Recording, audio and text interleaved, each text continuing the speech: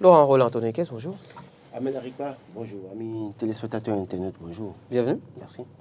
Laurent Roland Tonekes, on démarre par un premier quotidien. Il s'agit bien, du quotidien Le Matinal qui parle de ce sujet dont on parlera d'ailleurs tout à l'heure avec notre invité, édition de comptes dans l'eau, mais des réalisations tangibles qui font célébrer Talon. On en parle encore aujourd'hui, ces fameuses éditions de comptes. Oui, au-delà de tout, il faut reconnaître que des choses ont été faites. Ça, c'est pas à cacher. Patrice Talon a fait des efforts d'urbanisation, des efforts de changement, de modernisation de notre pays. Ça, il faut l'avouer. Et donc, cette reddition de comptes, oui, comme je l'ai dit, ce n'est pas mauvais en soi. C'est à la limite, parfois, à des niveaux, c'est le contenu du message et puis certaines postures que nous déplorons. Sinon, en l'état, c'est normal pour eux d'aller dire nous avons fait ci, nous avons fait ça. Mais au-delà de ça, c'est qu'il fallait véritablement se pencher sur les problèmes des citoyens pour dire à tel niveau, oui, vous avez tel problème, voilà la solution que nous proposons. Il ne s'agira pas d'aller accuser X ou Y, mais c'est de rassurer les populations en disant, voilà, dans telle situation, vous avez évoqué tel problème, nous pensons que nous pourrons faire de cette manière et d'ici à l'horizon de janvier 2025 ou bien de décembre 2024, nous allons apporter des solutions idoines pour ces problèmes. Donc c'est de ça qu'il était, en tout cas qu'a souffert cette tournée de reddition de comptes. Une tournée qui se poursuit, bon, à savoir, alors une tournée qui a également eu lieu, il faut le savoir, dans le département de l'Atlantique. Laurent Roland Tonekes, notamment le grand jury sur le sujet écrit reddition de comptes gouvernementales dans le département de l'Atlantique. Donc, les finaux marqués à vie par les réalisations de Talon à Soava. Oui, mais c'est heureux que ce matin, on reçoive Shakirou Amoussou sur ce plateau, qui est de Soava. Qui est de Soava, justement. Et qui est le président de l'association des ressortissants de Soava dans la commune d'Abomey-Calavi. Donc, je suis sûr qu'il est mieux placé pour nous dire. Il saura justement revenir avec nous sur. Voilà, il saura nous dire comment est-ce qu'ils sont marqués à vie. Sachant très bien que dans sa localité, il y a beaucoup de problèmes qui n'ont pas été réglés depuis des années. Le conseil communal ne fait pas des efforts et je ne suis pas son défenseur, mais je sais que lui, au moins, en tant qu'individu, avec ses partenaires, a réussi à donner de l'eau potable aux populations de Soava, pendant que les gens souffraient d'avoir de l'eau potable dans cette localité. Donc, il y a des choses à régler. Donc, maintenant, si lui-même vient ici pour dire qu'il est marqué à vie, c'est à lui d'apprécier. Parce que moi, je l'ai vu à l'œuvre en train de donner de l'eau potable aux populations, construire un certain nombre de choses, donner un certain nombre d'infrastructures aux populations de Soava en tant qu'individu simple. Donc, je crois que lui, il est mieux placé pour nous dire si véritablement ils sont marqués à vie. À chacun d'apporter sa pierre à l'édifice. Voilà. Toujours est-il que, à défaut, en tout cas, de toute façon, il faut reconnaître que des efforts ont été faits dans tous les domaines. Et donc, à Soava aussi, on a parlé de viabiliser, en tout cas, la cité d'accueil de Ganvier. C'est vrai que ce projet peine à être concrétisé, mais il y a un début d'exécution de ce projet. Et en la matière, il faut vraiment encourager le gouvernement à aller plus loin avec ça. C'est ce qu'on souhaite. Au détour de cette tournée gouvernementale de reddition de comptes, Laurent Roland Tonekes, beaucoup de déclarations, alors sujettes à beaucoup de polémiques également, ces déclarations. Info Matin écrit justifier la cherté du maïs par la consommation des poulets. Une autre copie de Ogbenou pouvait mieux faire. Oui, peut mieux faire. Moi, c'est vrai que j'ai expliqué que dans l'élevage des poulets, justement, il faut utiliser du maïs. Donc, quand vous prenez la provende, vous voulez faire la provende, vous utilisez du maïs. Mais parfois, quand vous achetez la provende aussi, ceux qui vendent ça, et que vous pouvez aussi mélanger avec du maïs. Donc, quand vous avez 1 kg ou 2 kg de provende, vous devez avoir l'équivalent de 3 kg de maïs. Moi, j'ai eu l'habitude de le faire à la maison. Et donc, on peut dire que cette demande, puisque à l'horizon 2025, c'est prévu par le gouvernement, qu'on ne doit plus importer de la volaille au Bénin. Et donc, dans ce cas... C'est une mesure qui a cours depuis... Voilà. Oui, en fait, c'est annoncé, et donc c'est à partir de 2025 que ça rentre. Enfin, pour le moment, on peut continuer à importer, mais à partir d'avril, je crois, 2025, plus possibilité d'importer. Et donc, tous ceux qui ont envie d'investir dans ce domaine, lui, ont certainement des poulaillers, une certaine chose, et donc la demande à ce niveau de maïs va augmenter. Seulement que je reviens sur le fait que cela ne saurait être une raison qu'un cadre, encore que c'est un professeur quand même, évoque publiquement pour justifier, pendant que son chef, il y a quelques jours, disait que c'est les Nigériens qui venaient chercher du maïs au Bénin, que c'est pour ça que ça coûte cher. Oui. Et que tout le monde a déjà même repris ça, relayé ça abondamment pour dire, mais tant qu'on ferme la frontière au Niger, mais tant qu'on ferme la frontière fluviale, on verra.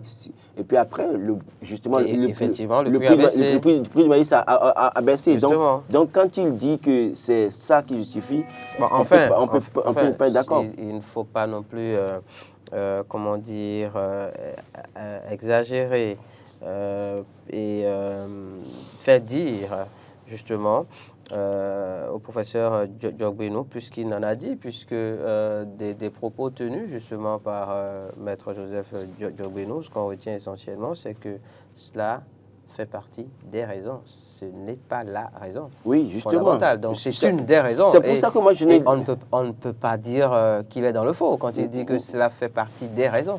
Bon, ok, maintenant. On peut dire qu'il est dans le faux s'il dit que c'est la raison principale. Je ne le désavoue pas totalement, voilà. Ahmed Arifa.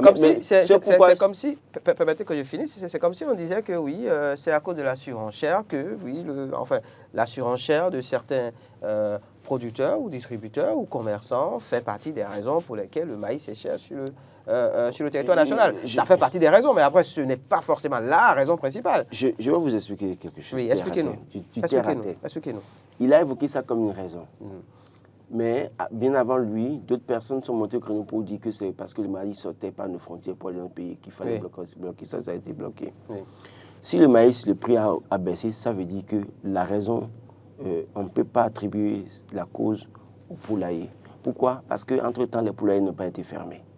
Oui, on a dit une des raisons, Laurent Roland-Tonnerre, on parle français, une des raisons, pas la raison principale. Donc oui, si on arrive à trouver justement la raison principale et à agir à ce niveau, il est tout à fait normal qu'on puisse remarquer justement que le prix baisse. Si tant est que c'était vraiment ça, la vraie raison. Quand il parle de cela ne veut pas dire que les autres raisons ne sont pas à prendre en considération. Que les autres raisons ne continuent pas d'avoir des effets. Quand il parle du maïs frais, par exemple. Agua de Fer, oui. Depuis que vous existez, vous mangez ça, hein?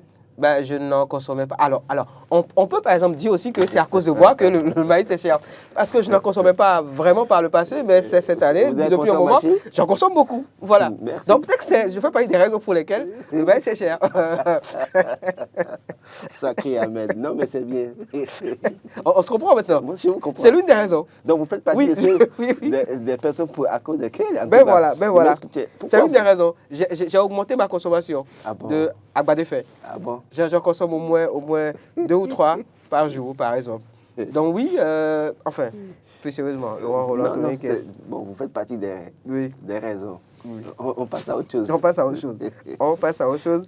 Je pense que ce sera mieux. Allez, en tout cas, de toute façon, il faut reconnaître que moi, je n'ai pas désavoué totalement ce qu'il a dit, parce que j'ai reconnu que oui, on utilise le maïs à ce niveau. Donc, oui, seulement que, bon, il aurait pu, puisque en réalité, il y a déjà un discours qui court pour dire que voilà, le maïs sort par les frontières et on a fermé le maïs, et justement, le prix a baissé. Donc, passons à autre chose. Alors, entre le Bénin et le Niger, vraisemblablement, on n'est pas prêt de passer à autre chose. Hein, cette crise qui s'intensifie. Dynamisme Info écrit ce matin, situation entre le Bénin et le Niger, les débats désormais déplacés sur le terrain de la sécurité nationale. Ah oui, ce sujet prend chaque fois une autre tournure. Je crois que dans les premières, en tout cas les émissions précédentes, j'avais déjà dit ce que je pensais par rapport à ce sujet, en disant clairement ce qui allait se passer si on ne règle pas très vite. J'ai évoqué la question de raffinerie de Nigeria. Vous vous rappelez pour dire, attention, ça pourrait les réveiller, ils pourraient essayer de créer une raffinerie. Et s'ils bloquaient, qu'est-ce que le Bénin perdait? J'avais évoqué la question de l'escalade. Parce que ça a commencé petitement, on peut aller sur d'autres terrains. On est en plein dans l'escalade. Voilà, et donc j'ai prévenu à plusieurs reprises. Et quand on le disait, il y en a qui sont peut-être de mauvaise foi, qui pensent que on ne le dit pas anti-patriotisme, ce n'est pas ça. Il fallait vraiment très tôt voir le danger venir de l'eau et prévenir. Malheureusement, les uns et les autres ont eu leur opinion sur la question. Moi, je crois que désormais, je ne me prononce plus sur ce sujet. Vous me permettrez de ne plus aborder ce sujet. J'attends de voir comment est-ce que les autorités des deux pays vont s'entendre pour régler la crise. Ce qui est sûr, je sais que dans les émissions précédentes, tout ce qui arrive, j'ai évoqué ça. Et évoqué pour dire qu'il fallait agir de telle manière pour éviter ça. Maintenant, si bon semble aux dirigeants des deux pays, mais de finir par s'entendre pour la paix, de finir par s'entendre pour la quiétude des Béninois et des Nigériens, c'est très important. Toujours est-il que quand ça commence par aller sur le terrain des arrestations, quand ça commence par aller sur ce terrain où on évoque des questions de sécurité nationale, c'est assez sérieux et nous souhaitons et prions qu'on n'en arrive pas au pire. Souhaitons et prions qu'on n'en arrive pas au pire. Laurent Roland Toneniquez, comment sortir des intrigues de Tiani, écrit plutôt le matinal par rapport à ce sujet. Je précise qu'on en reparle tout à l'heure dans l'actu décalé avec notre invité du jour. C'est un acteur politique, membre de l'Union progressiste Le Renouveau, Monsieur Shakirou Amoussou. Oui, Laurent, comment sortir de ces intrigues selon vous? Non, j'ai déjà dit, pour sortir de cette situation, il faut que les gens des deux côtés essaient de mettre à terre leur ego. Ce qui se passe entre le Bénin et le Niger aujourd'hui, c'est une question d'ego, il faut oser le dire. Ça peut déranger les gens, c'est une question d'ego. Alors, il m'a fait ça. Ah non, attention, mon pays aussi est souverain, je ne vais pas laisser passer ça, je réagis. La réponse du berger à la bergère. Et au fur et à mesure qu'on évolue, ça prend d'autres proportions. Il faut qu'à un moment donné, des deux côtés, quelqu'un essaye de mettre son ego de côté et penser à ses populations, à ses compatriotes. C'est très important. La question fondamentale aujourd'hui, c'est une question d'ego. Il faut le dire, ça peut déranger les gens, ça peut frustrer les gens. Moi, je pense que c'est une question d'ego. À un moment donné, il m'a fait ça, ah d'accord, moi-même, je vais lui répondre pour lui montrer que je suis aussi là. Et donc, de réponse à réponse, ça prend d'autres tournures et finalement, vous l'avez bien confirmé, nous sommes dans l'escalade. Dans l'escalade. Et on ne sait pas ce qui va se passer les prochains jours. Voilà que les autres de l'autre côté menacent. Voilà qu'ici aussi on dit on ne va pas se laisser faire. Alors finalement, est-ce que les deux chefs d'État pensent à leur population ou bien pensent à eux-mêmes? Ça, c'est là que réside la question. Et quel est le rôle que joue la Chine aujourd'hui dans cette affaire? La Chine joue un rôle en tenant compte de ses intérêts. Qu'est-ce que la CEDEAO fait aujourd'hui? Il y a un journal qui a posé la question. On parle justement, je pense que c'est Matin Libre qui se demande où en est la médiation de la CEDEAO. Il y a des chefs d'État aujourd'hui de la sous-région qui ne veulent pas oser mettre leur bouche dedans parce que, sachant très bien qu'au Burkina Faso, au Niger, au Mali, c'est des gens qui ont plus ou moins de la même voix. Oui, pas de la même voix, d'accord. Et puis, qui ont fait des coups d'État et qui ont des soutiens derrière. Ces chefs d'État craignent que ça les embrase. Et donc, aucun d'eux ne veut oser parler dans cette affaire de peur de subir la colère des dirigeants de l'AES. C'est ça le véritable problème. Et donc, le Bénin se retrouve seul face à la situation. Vous pensez que dans la sous-région, les autres États ont peur de ceux de l'AES? Ah, il n'y en a pas mieux qui ont tellement peur. Il faut appeler Chacha, ils savent très bien, ils ont peur. Parce qu'ils savent que dans leur pays aussi, écoutez, dans leur pays aussi, ils ne font pas l'unanimité. Et ils savent très bien, la preuve, il vous souvenez qu'Embalo Sissoko, il a déjà frôlé plusieurs coups d'État. D'accord? Et quand le jeune Sénégalais que les gens appelaient pour la médiation, quand il allait, comment vous appelez, au Burkina Faso et au Mali, après vous avez vu... Le président Diomaye Faye. Vous avez vu la suite? Les gens n'ont pas apprécié totalement ce qu'il disait en voulant que, en parlant de CEDEAO réformé et que les gens doivent revenir dans la CEDEAO. Les gens n'ont pas été d'accord avec lui. Donc, mais on est d'accord qu'il ne pouvait pas tenir un autre discours que celui-là. Oui et non, je suis d'accord, il vient d'arriver. Bon, avec le message du PASTEF, quand ils sont venus au pouvoir, on peut pas, on est loin d'imaginer qu'ils pourraient venir et continuer à dire que oui, il faut que les gens viennent parce que on a vu la posture du PASTEF. Il y a la réalité du pouvoir. Oui, c'est justement ça.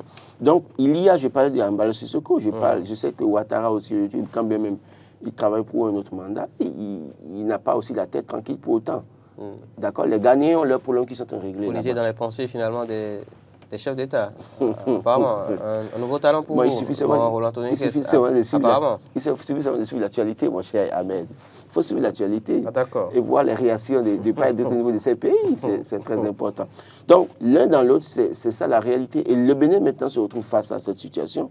Vivement que nos dirigeants trouvent la vraie action à mener, les vrais actes à poser pour que nous puissions sortir de cette crise qui davantage fait souffrir nos concitoyens. Une crise qui fait souffrir les concitoyens, tant du côté du Bénin que les populations donc, nigériennes. D'ailleurs, l'Indépendant écrit à ce sujet: du pétrole à la sécurité nationale, les populations inquiètes. Oui, souvent quand les questions de mines rentrent en jeu, c'est difficile à gérer. Le pétrole, c'est une richesse, c'est une bénédiction. Mais malheureusement, dans la gestion du pétrole, il y a toujours, la plupart du temps, des crises, des conflits. Et nous en sommes là, malheureusement. Donc, on va souhaiter qu'une porte de sortie soit vite trouvée pour que le jeu soit calmé. Vivement une porte de sortie, on en reparle en tout cas tout à l'heure dans l'actu décalé. Vos réactions sont les bienvenues au 96 76 68 68. Allez, un autre fait d'actualité, on parle politique intérieure. Laurent Roland-Toniniquès avec Dynamisme Info à l'oreille droite du quotidien. On peut lire ce matin: application en l'état du code électoral. Yahi prévient talent sur les dangers pour 2026. Oui, le code électoral, on l'a toujours dit, ma position à moi n'a pas changé. C'est un code électoral chrysogène. Et puis, il y a des éléments de la mouvance qui, dans les coulisses, pourront vous reconnaître clairement que c'est un code électoral chrysogène. Et malheureusement, ils ne peuvent pas le dire haut et fort parce que craignant d'être traités comme un rebelle et de subir les représailles. Ils le savent très bien, ce code électoral jusqu'en 2026, si on ne change pas, ça va amener beaucoup de problèmes. On voulait créer des problèmes. J'ai toujours dit qu'avant 2016, nous avions un problème de test, Nous avions les tests, et d'ailleurs même les bons tests. Mais nous avions un problème de tête. Les têtes qui vont appliquer les tests et se soumettre aux tests. Mais à partir de 2016 et 2019, nous nous sommes créés des problèmes de tests. Du coup, nous avons deux problèmes. Problèmes de tests qui vont appliquer les tests et les problèmes de tests. Et à ce niveau, la difficulté a commencé à partir de ces années-là. Notamment à partir de la révision, à partir d'un certain nombre de faits. Et puis, nous sommes là. Et puis donc, quand vous prenez le nouveau code électoral voté cette année, c'est un problème.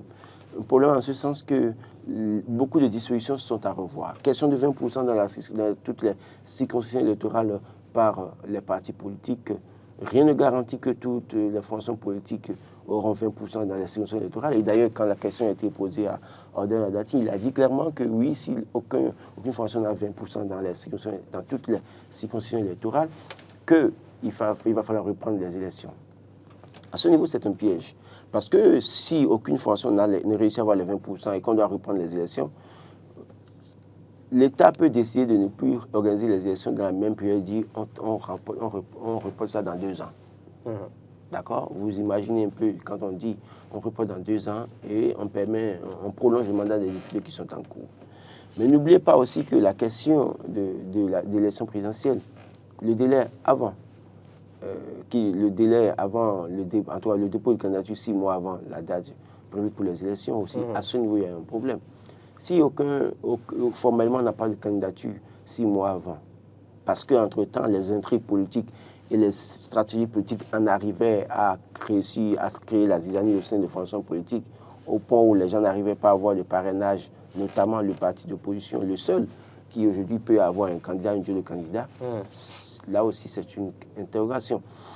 Et puis après, la question de comment vous appelez, ils appellent ça accord de gouvernance. Accord de gouvernance, vous imaginez que une formation politique a réussi à avoir les 20% dans 23 circonscriptions électorales et puis dans une circonscription électorale ou deux n'arrive pas à avoir les 20%. Mais puisque les autres ont fait accord de gouvernance, ils arrivent à avoir les 10%, ils font la somme et ça leur permet de contrôler, de prendre tous les sièges parce que l'autre n'a pas réussi à avoir les 20% dans tous les sièges. Donc, du coup, quand c'est comme ça, c'est chrysogène dans les communautés, dans les circonscriptions électorales parce que vous imaginez qu'une formation politique réussit à avoir les 20% dans la 6e circonscription électorale et puis, parce qu'ils n'ont pas réussi à avoir les 20% dans les autres circonscriptions électorales, on fait le calcul, on attribue les postes, entre les sièges aux autres formations politiques qui ont fait accord de gouvernance et les autres qui ont fait carton plein, malheureusement, dans cette circonscription électorale, n'ont aucun député. Qui va se laisser faire? Les gens ne seront pas d'accord. Donc, ça va amener beaucoup de crises, beaucoup de conflits. Et c'est très important de revoir cette disposition. C'est très, très important de revoir cette disposition. Maintenant, quel pouvoir nous autres avons? Nous sommes journalistes, on en parle. Si les députés qui se croient aussi majoritaires à l'Assemblée nationale n'ont pas vu la réalité en face, le danger venir, ça peut leur échapper maintenant de comprendre la réalité. Oui, ça peut leur marcher avec l'accord de gouvernance d'avoir la majorité pour les élections prochaines, mais il peut arriver un jour qu'ils se retrouvent du côté de l'opposition également et la même loi leur soit appliquée. C'est en cela justement qu'on se dit que finalement il n'y a pas de problème puisque la loi s'applique à tout le monde. Oui, donc, mais à chacun d'aller travailler pour obtenir des résultats probants. Nous n'allons pas voter des lois qui font le terreau, le lit pour les crises ou les conflits politiques. Ça dépend parfois de l'angle de vue.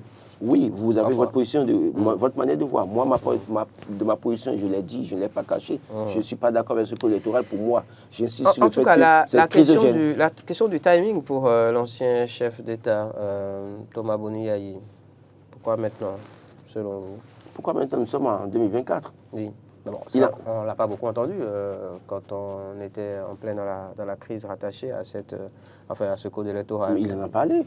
Plus d'une fois quand même. Oui, bon, enfin, sa formation politique, mais intitulé personnel, on l'a pas, beaucoup entendu. Il en a parlé au cours de certaines sorties, il en a parlé. Il en a parlé. Et il en parle d'ailleurs chaque fois qu'il a l'occasion de sortir, il en parle. Il en parle, c'est juste que peut-être ce n'est pas abondamment relayé. Et quand vous suivez un peu les capsules qui sont partagées, vous voyez clairement parfois qu'il en parle. Sa position. Mais il donne sa position. Oui, et il en parle maintenant. Bon, donc je crois que vous pensiez qu'il n'en avait jamais parlé, que c'est maintenant. Mais non, du tout. C'est trop tard. Du tout. D'en parler. Sa formation parle, évidemment, c'est lui. Mais après, intitulé personnel, on ne l'a pas beaucoup entendu. Oui, il en a parlé au moins, je crois, 2-3 fois au cours de certaines sorties. Maintenant, le problème, c'est que si les membres, présidents d'une formation politique, le président, le parti en parle, c'est forcément son opinion, son avis également.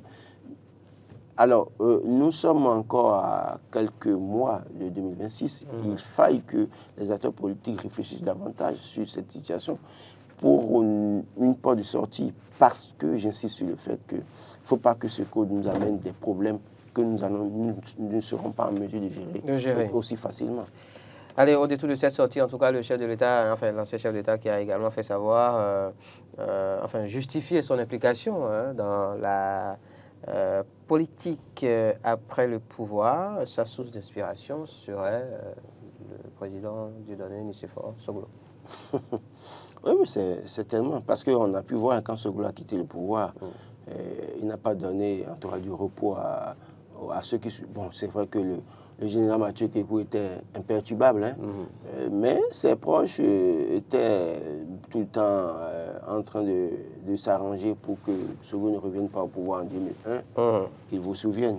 Et parce que le général étant quelqu'un de très effacé, n'étant pas attaché au matériel, mais sachant que ceux qui étaient autour de lui étaient beaucoup plus attachés au matériel et qu'on cherchait à s'enrichir.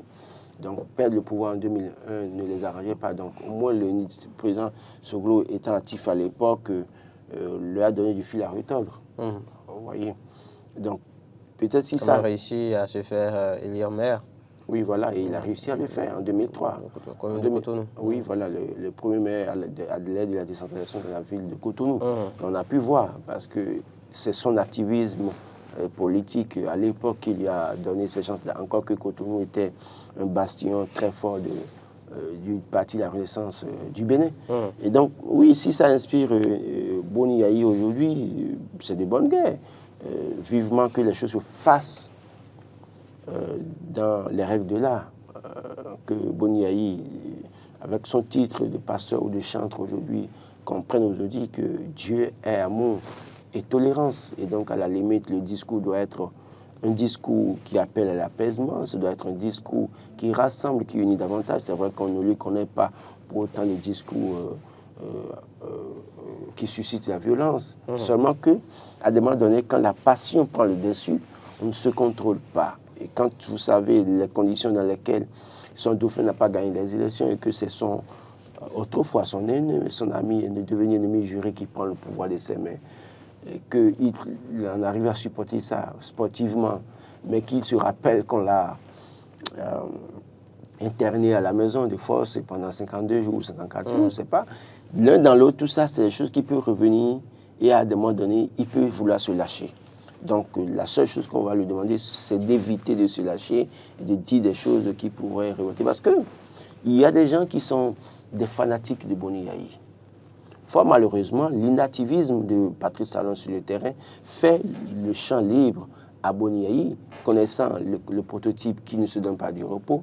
Il y a de ces personnes qui sont des fanatiques de Boni Yayi, et il suffit seulement que Boni Yayi donne un mot, ou dise quelque chose, et que certains en arrivent à prendre ça comme parole d'évangile et à agir en conséquence. Donc, il va falloir pour lui de revoir chaque fois son discours qui doit appeler à la paix, qui doit travailler, appeler à la concorde entre les filles et les fils du Bénin. C'est très important. Nous n'avons pas besoin de connaître ce que les Ivoiriens ont connu, nous n'avons pas besoin de connaître ce que les Togolais ont connu dans les années 93 et autres. Donc, il faut pour nous, très important, des discours de paix.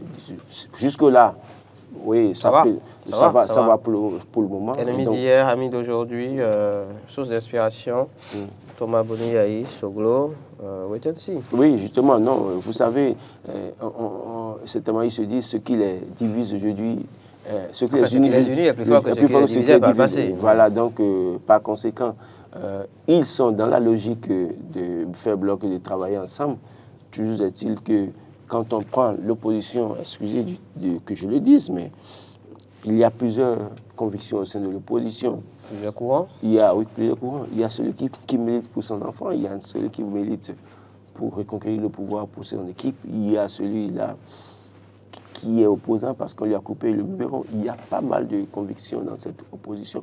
Donc, tout le monde ne fait pas le même combat, malheureusement. Donc, une opposition sans véritable conviction pour le devenir de la nation. Il y a des intérêts personnels. Il y a d'acteurs politiques de conviction au Bénin, vous en connaissez. On en recevra un tout à l'heure en plateau, on lui posera la question peut-être. Chaque Moussou, devant lui, je lui dirais que c'est vrai que lui au moins, c'est pas que je le défends. J'ai pu l'observer depuis un moment, c'est un jeune que j'observe depuis un moment. Voilà quelqu'un qui a fait le tour du Bénin en 2020 sur fonds propres pour appeler à la réélection de Patrice Talon.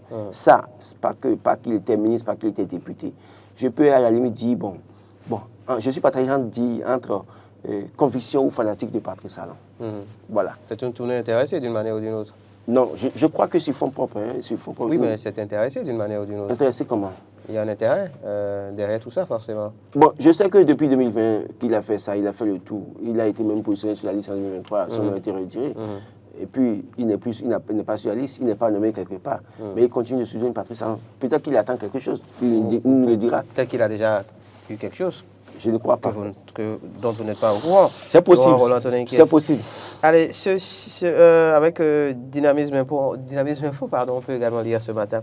Libération de Thibaut Ogou après 38 mois. Vivement un sursaut collectif pour les cas à Yvon et Madjougou. Oui, il va falloir. Thibaut Ogou, d'abord, je voudrais saluer ce jeune qui est aujourd'hui symbole de la résilience et du courage. Parce que quand vous êtes jeune et que vous allez en prison, je sais que parfois, vous avez toutes les tentations possibles ou bien peut-être les positions possibles pour renoncer ou vous renier vous-même pour bénéficier de la grâce. Mais il est resté droit dans ses bottes. C'est vrai que la dernière réaction qu'il a eue après son verdict a se plus d'un, mais on comprenait que c'est quelqu'un qui en avait ras-le-bol. Je crois qu'on avait tous appelé ce plateau à demander au procureur de bien vouloir le pardonner. C'est le comportement de quelqu'un qui en a trop souffert. Donc voilà. Et donc quand il est sorti, j'ai essayé, je ne l'ai pas vu personnellement, mais j'ai vu sa photo. Je lis en ce monsieur beaucoup de courage, beaucoup de bravoure, beaucoup de résilience.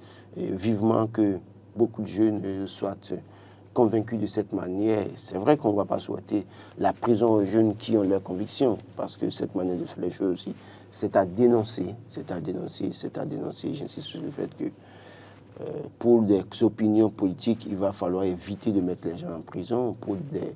Je ne sais pas, hein, parce qu'il a toujours plaidé non coupable. Alors, maintenant, Ricky Madougou et Joël Ivo qui sont là, qu'est-ce que nous faisons d'eux? Qu'est-ce que nous faisons d'eux? Est-ce que véritablement Ricky Madougou encore en prison, ça nous rend un service? Est-ce que Joël Ivo en prison aujourd'hui nous rend un service? À défaut, c'est-à-dire, moi j'aurais aimé, si on ne veut pas les gracier, si on ne veut pas les amnistier, écoutez, trouver la formule de mettre quand même, de les mettre peut-être, même si c'est en résidence surveillée pour qu'ils soient auprès de leurs enfants. On peut le faire d'abord quand même. Le monsieur est en prison, il continue de corriger des copies, en tout cas faire corriger les thèses, faire soutenir ses étudiants à distance. Il est là-bas, mais il fait le travail, les gens vont le soutenir. Et il produit des tribunes au plan, des éditos au plan international. J'en ai lu quelques-uns, en tout cas quelques éditos il y a quelques semaines. Pour dire quoi? C'est une tête pensante dont nous avons besoin dans les universités, pas dans une prison. Pour des questions de politique, d'intrigue politique, qu'on les laisse en prison depuis 2021. Et j'ai dit, et je le rappelle... C'est vrai qu'on a parlé de blanchiment de capitaux. Les gens, de manière officielle. Oui, c'est ce qui a été évoqué. Donc, quand vous nous parlez de politique, raison politique... C'est les intrigues politiques qui ont amené sur le terrain. Dites-moi le contraire. Moi, je ne suis pas juge, je ne suis pas... C'est les intrigues politiques. Enquêteur. C'est les intrigues politiques qui ont entraîné ça. Pareil, je m'en tiens à la version officielle. Oui, mais... Je m'en tiens à la version officielle. C'est les intrigues politiques qui ont amené à cette situation-là. Et j'insiste sur le fait qu'on peut trouver mieux à faire dans cette crise, aider, trouver les moyens de nous éviter ça. Et je rappelle, et je l'ai dit, et je l'ai dit encore ce matin, pendant que nous étions en train d'organiser les élections présidentielles au Bénin, il y avait la même situation, l'élection présidentielle au Congo chez Sassou Nguesso.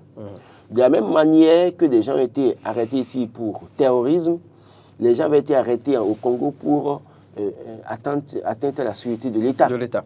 Mais quelques jours après la proclamation des résultats, quelques mois, semaines après, Sassou Nguesso a libéré ces personnes-là.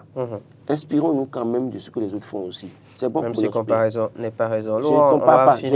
On a fini les élections. Patrice Talon a été élu en 2021. Oui. La première chose à faire, c'était de trouver une solution pour libérer ces personnes. Si vous étiez Talon, vous auriez fait ça. Malheureusement, vous n'êtes pas Talon. Fraternité Laurent Roland-Anthony Nikes. Match Bénin-Nigeria de ce jour, gagner ou hypothéquer le rêve du mondial? Les écureuils autrefois devenus guépards. Non. Ont connu leur première victoire. Je n'ai pas fini. Okay. Les écureuils autrefois devenus guépards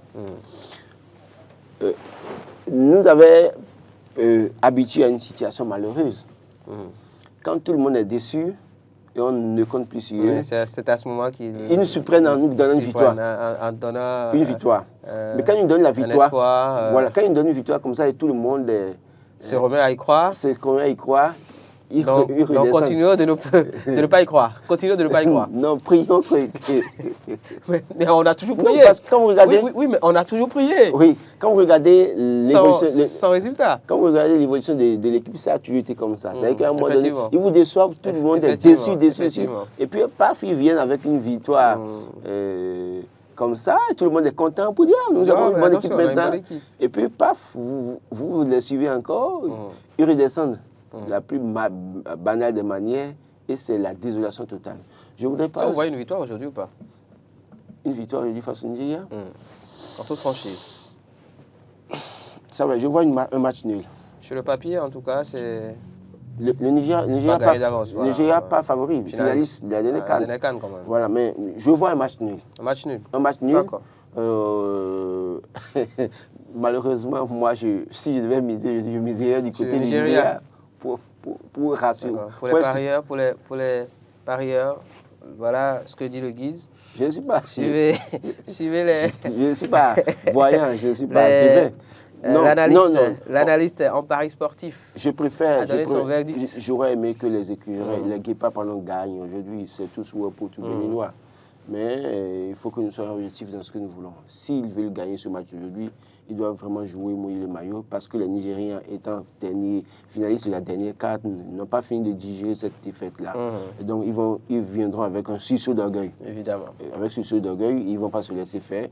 Et donc, c'est à nous de nous battre sérieusement pour ne pas connaître la honte après cette victoire. D'accord. On aurait pu commencer par ce sujet, Laurent Roland-Antonin Kess. On finit par lui, justement, avec Informateur Montpellier, élection des membres de la HAC, les yeux désormais tournés vers la Sénat. Oui, les yeux sont tournés vers la Sénat. C'est vrai que les grandes tendances sont connues. Mais tel que j'ai dit par la loi est claire. Hein, on n'avance pas les résultats sans la proclamation par la Sénat. Mais je me rends compte que depuis hier, beaucoup de médias communiquent et disent les noms de ceux qui sont élus. On attend de voir si la Sénat va confirmer. En ligne surtout. En ligne surtout. Mais on a vu, vous n'avez pas vu, pardon, à la une de certains journaux ce matin? Non, ça je ne l'ai pas vu. Il y a un journal qui a mis à la une. C'est pas explicite. C'est pas explicite. Dit de manière implicite peut-être. Non, c'est bien mis qu'ils sont en joie. Donc ça veut dire. Mais j'ai vu un journal. En joie ne suffit pas. J'ai vu un journal qui a écrit. J'ai un vieux journal qui a écrit que tel a gagné. Ah d'accord, ça je n'ai pas vu. Oui, donc. Ça je l'ai pas vu. Alors que c'est la Sénat qui doit donner les résultats officiels, tenir compte des recours, tenir compte des irrégularités, pour dire qui a gagné ou qui n'a pas gagné. De toute façon, dans les grandes tendances, on a eu une idée de ceux qui sont élus au terme de ce scrutin au sein des journalistes. Mais je me rends compte que, pour finir, qu'au sein de la corporation, malheureusement, nous avons transposé les mêmes problèmes des acteurs politiques que nous dénonçons à corps et à cri. Malheureusement, nous avons transposé ça dans notre corporation et ça n'a pas pour autant arrangé les choses. Moi, je voudrais rappeler à ceux-là qui seront élus, proclamés par la Sénat, qui doivent véritablement travailler pour tous les journalistes, en tout cas. C'est peut-être là, justement, le parfait exemple que les humains ne sont rien d'autre que des humains. Allez, merci à vous, Roland-Antonin Kess.